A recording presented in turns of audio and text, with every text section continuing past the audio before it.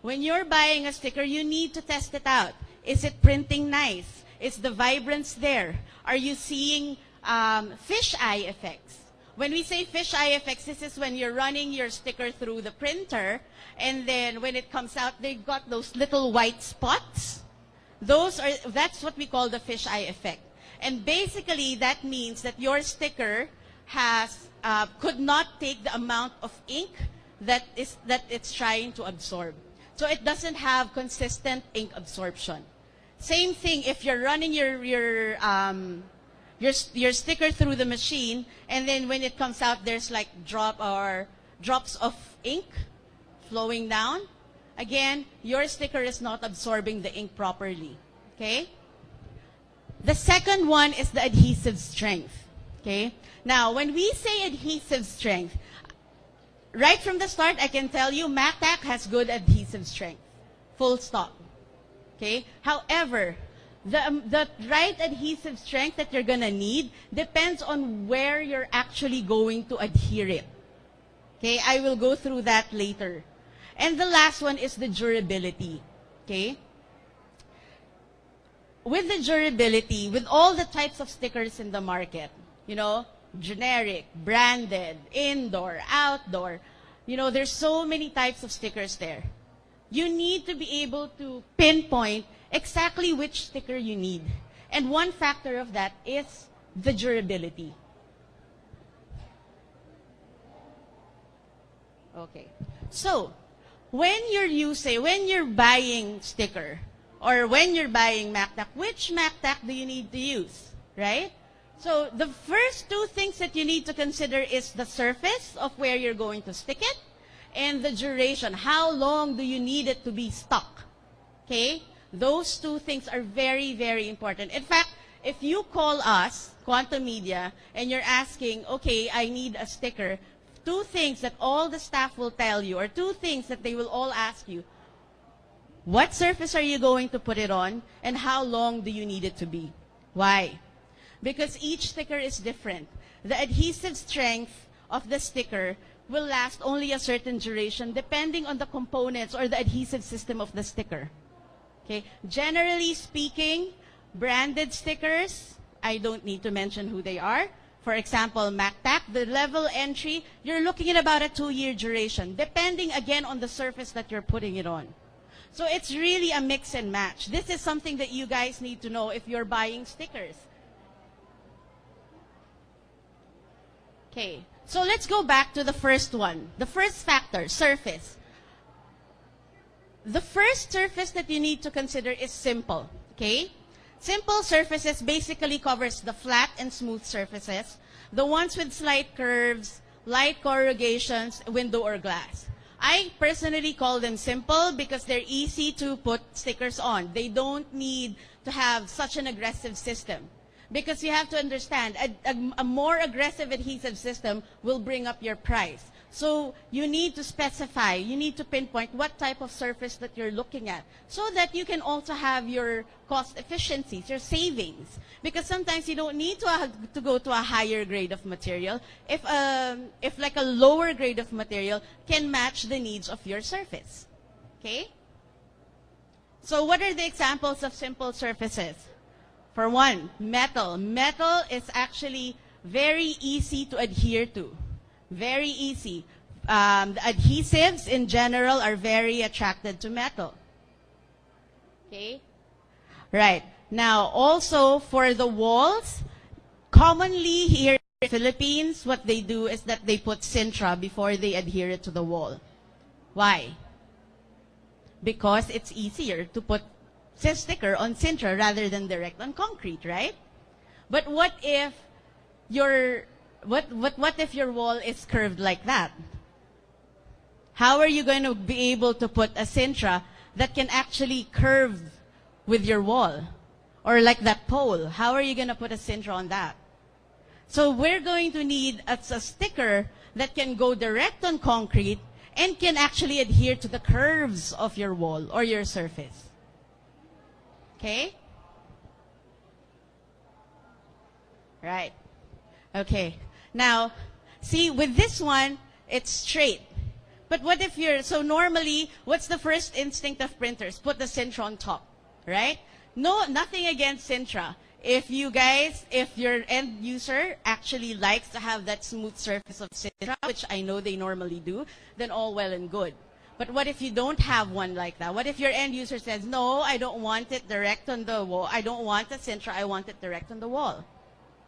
So again, the adhesive, so that's where your surface comes in. You need to check your surface. So once you check your surface, you know what type of sticker to be able to put there without actually putting the Sintra on top or on the bottom.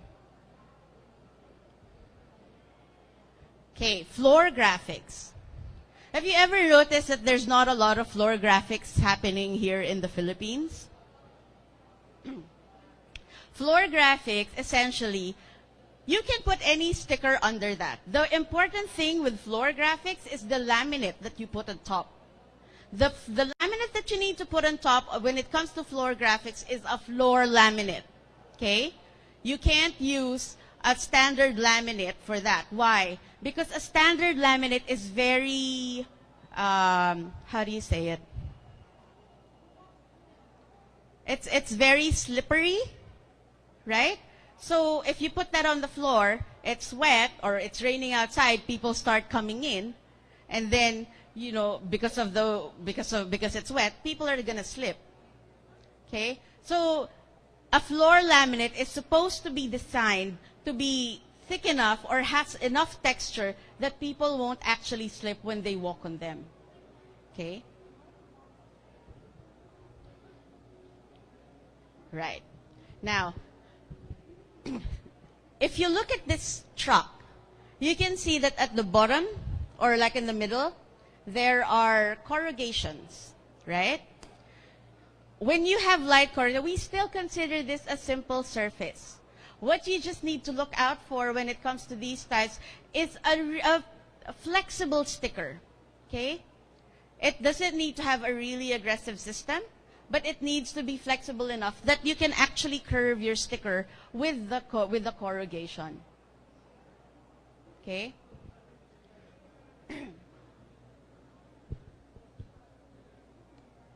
Right. Okay, now we go to the concrete exterior wall. Okay. In all honesty, this is actually under one other surface, which is the demanding or difficult. But I thought that I would concentrate on this a bit because this is a growing trend in the industry, in the advertising industry. So as Quantum Media, we've actually pretty much divided the types of concrete that you can see on buildings and walls here. You've got smooth, you've got semi-rough, and you've got very rough concrete, right? When we're talking about smooth concrete, these are the painted, very smooth concretes that you see. Like this is the one in Pasay, I think. Yeah, this is the one in Pasay. So as you can see, even from the bottom, they've actually painted this. They've actually made it flat before they've put on the sticker. So with this type of sticker, with this type of wall, you can get away with using the entry level when it comes to concrete stickers. Okay. Now, when we're talking about a semi-rough or what I call textured surface, you're going to have to go through a higher grade of sticker. With MacTac, when we install stickers on semi-rough concrete, we go to the 5929. 5929 is a MacTac sticker that's actually 70 microns, or thinner than your standard sticker. And at the same time, it's polymeric. Okay? Why do we choose this instead of the 5A, instead of the one for smooth? Because of the thinness of the sticker, it actually conforms to the texture of the wall. That is why we are able to. Plus, at the same time, it has a more aggressive adhesive system. So, with a semi-rough texture like this, you have to go to a higher grade or a polymeric or a thinner sticker. But when you're going for a thinner sticker, make sure that it's a polymeric sticker. Because I know some generics have thinner stickers than normal, and trust me, it's not gonna stay on the wall. Because again, it's a mix. The thinness of the sticker and then the aggressiveness of your adhesive system.